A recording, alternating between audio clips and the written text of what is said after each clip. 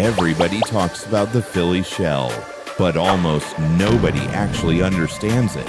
Because if it was just a stance, then everybody would look like James Toney. On the defense, and that's a major problem.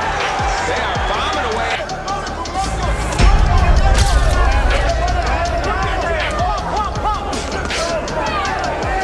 This is a fascinating bout in that, have you ever seen a style like Werky Sosa's? No,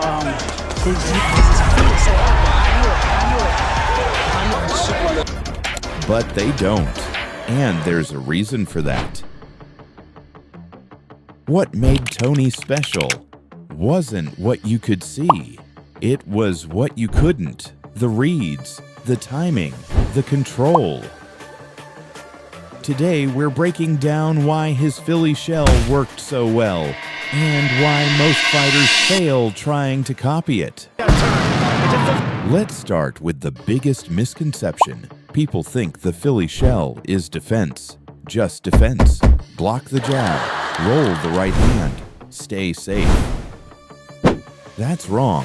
For Toney, the Philly shell wasn't defense. It was offense in disguise. Hooked by the champion. And the right. Reynolds in trouble. Reynolds is ready. Because he wanted you to throw, so he could counter. Watch closely when he fights. He's not reacting late. He's reacting early, sometimes before the punch is even fully extended. That's not just reflex, that's anticipation. This is where everything changes. Most fighters try to react fast. Toney didn't need to, because he already knew what was coming.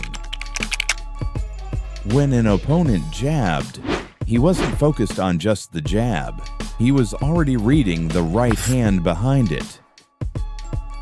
So when he rolled, he wasn't just defending, he was already loading the counter.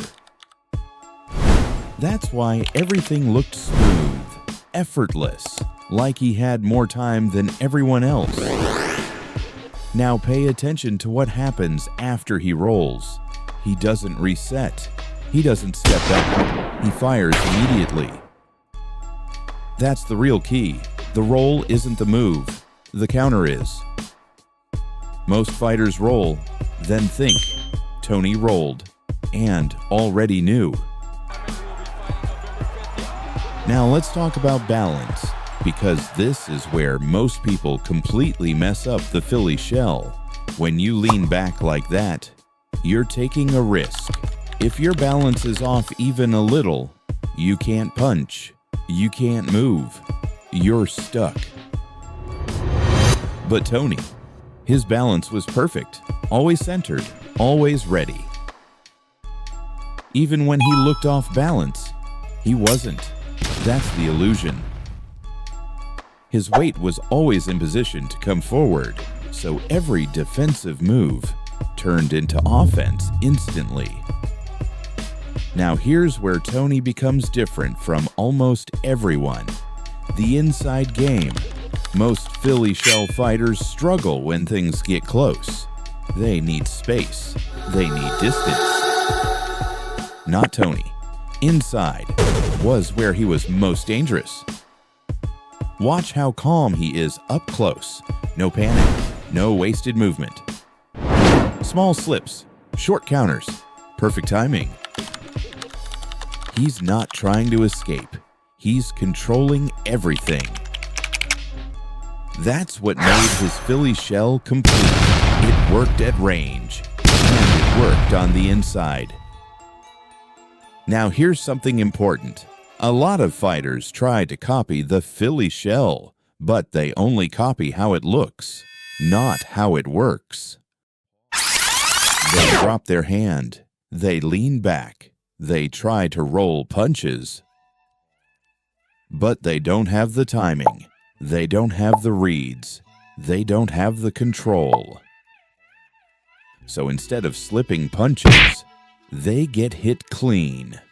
Because without the skill behind it, the Philly shell becomes dangerous for you. That's why you don't see many fighters use it like Toney, because it requires a different level, not just physical skill, mental skill. Fight IQ, experience, instinct. Things that take years to build. So next time you see someone try to fight like Toney, watch closely. Are they controlling the fight?